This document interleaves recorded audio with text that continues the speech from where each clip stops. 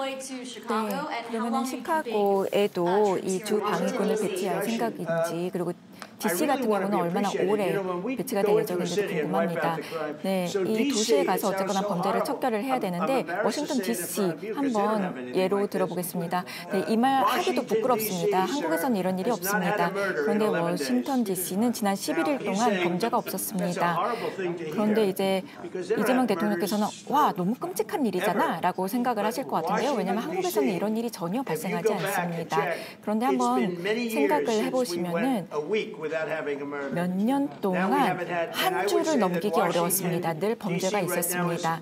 그런데 이제 워싱턴 DC가 훨씬 안전한 도시가 되었습니다. 왜 그런지 아시나요? 왜냐하면 우호국이 있기 때문이죠. 네. 우리 각자 다 각자의 문제들이 있습니다.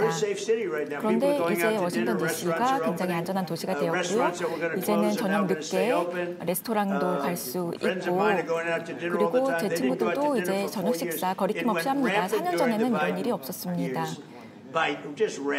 그때 당시에는 범죄가 만연했습니다. 정말 만연했습니다. 그리고 수지 와일스 비서실장 잘 알 겁니다. 그때 당시에 시장이 이런 얘기를 했는데요. 30년 동안 더 나아졌다. 아니, 그렇지 않습니다. 더 악화되었습니다. 저희가 이번이 두 번째 임기인데요. 그런데 어쨌거나 시장이 이러한 얘기를 해야 되는 것이죠.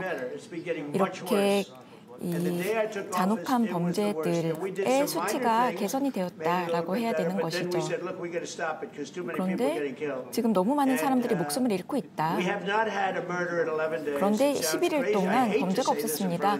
네, 지금 이재명 대통령 앞에서 이러한 얘기 한다는 게 참 그렇습니다. 그런데 11일 동안 그 누구도 목숨을 잃지 않았습니다. 굉장히 오랜 기간 이렇게 무범죄였다라는 것이고요. 그리고 지금 가장 안전한 도시 중 한 곳이 되었습니다. 그리고 국경을 통해서 지난 90일 동안, 그러니까 3개월이죠.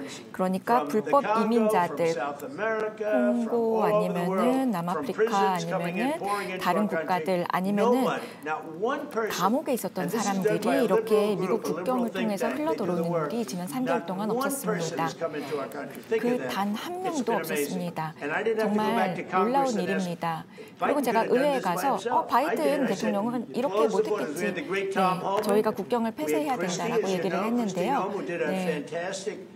아시겠지만 크리스티도 굉장히 훌륭한 그러한 일들을 해냈습니다.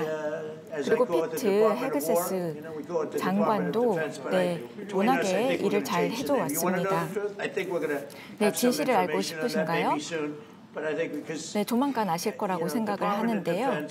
지금 현재 국방부에서 1차 세계대전, 2차 세계대전, 네, 이 많은 시기를 거치면서 어쨌거나 저희 국방부도 계속해서 변하고 있고, 그리고 지금까지 승리를 정말 많이 거머쥐었습니다. 그리고 이 모든 것들을 국방부가 또 주도했습니다.